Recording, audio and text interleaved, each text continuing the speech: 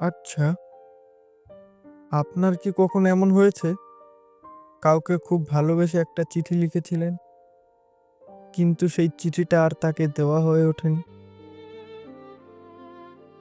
আজ ঘর পরিষ্কার করতে গিয়ে হঠাৎ আমার পুরনো ডায়েরিটা খুঁজে পেলাম। ধুলো ঝাড়তেই ভেতর থেকে বেরিয়ে এলো একটা হলুদ খাম। উপরে নাম লেখা ছিল অদিতি। মনে পড়ে গেল সেই ক্লাস 11-এর কথা। টিফিন পিরিয়ডে সবাই যখন খেলতে যেত, আমি তখন জানলার ধারে বসে ওকে দেখতাম। ও যখন বন্ধুদের সাথে হাসতো, মনে হতো পুরো ক্লাস ঘরটা যেন আলো হয়ে গেছে। 3 রাত জেগে অনেক কাটাকুটি করে একটা চিঠি লিখেছিলাম। ঠিক করেছিলাম সরস্বতী পুজোর দিন সকালে অঞ্জলি দেওয়ার সময় ওকে দেব। সেদিন সকাল থেকেই খুব উত্তেজনা ছিল বুকে। পকেটে ওই হলুদ খামটা যেন আগুনের মতো গরম মনে হচ্ছিল। ও এলো বাসন্তী রঙের একটা শাড়ি পরে। আমি সাইকেলটা রেখে এগিয়ে গিয়েছিলাম। হাতটা পকেটে ঢোকালাম, চিঠিটা ধরলাম, কিন্তু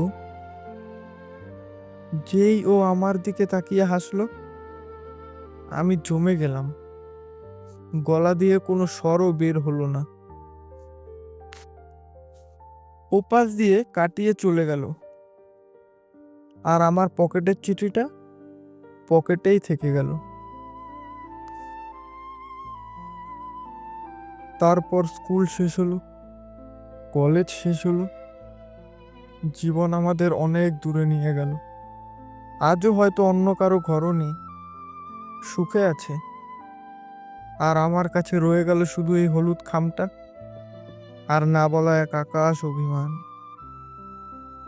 আসলে কি জানেন, কিছু ভালোবাসা পূর্ণতা পায় না ঠিকই, কিন্তু সে অপূর্বতার মধ্যেও বেঁচে থাকে সবচেয়ে সুন্দর অনুভূতিগুলো।